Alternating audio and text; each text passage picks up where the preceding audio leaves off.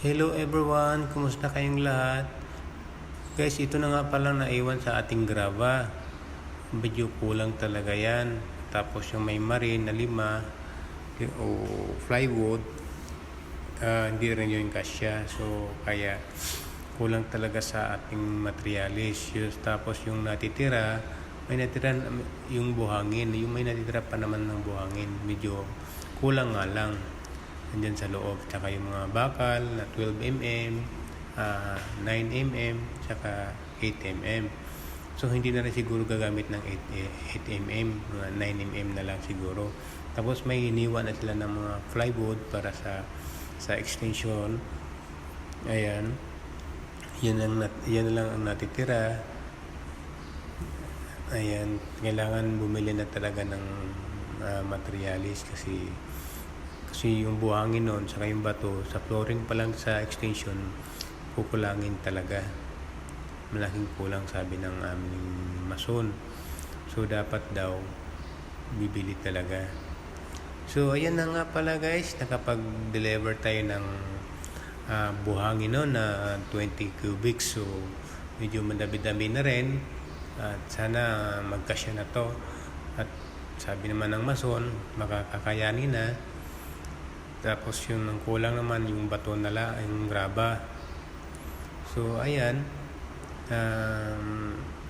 may nakita tayong pera, may blessing tayong na-receive. So thankful tayo na mayroon pang blessing na dumating. So nakabili tayo ng buhangin at saka yung marine na 5 panid or plywood. Ayan, sabi naman ng mason, medyo madami-dami na raw to, medyo baka kaya na yan sa pantaas. Kasi yung sa pag-slab ng sa taas, 2 mukha lang naman yun ang maislaban, kasi yung sa main niyan ay tapos na naman ng nakaslab, yun na lang sa extension. Ayan. Ayan ba, ang ganda ng buhangin na deliver nila. Hindi siya medyo pula-pula. Hindi yung pula-pula talaga, yung parang nasa dagat. Nasa dagat yan, yung medyo pula-pula. Ayun.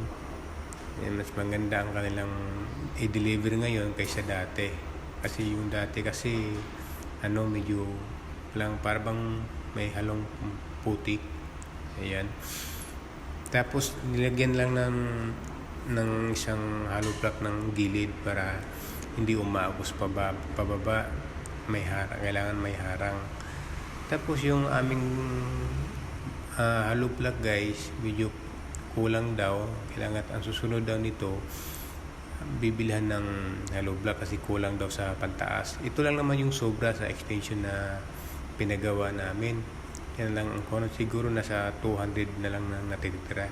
So kailangan pa tayong umorder ng 1,000 hollow block para sa pantaas, or 1.5 na hollow block para sa pantaas kung makakayanin. Baka by next month makabili tayo.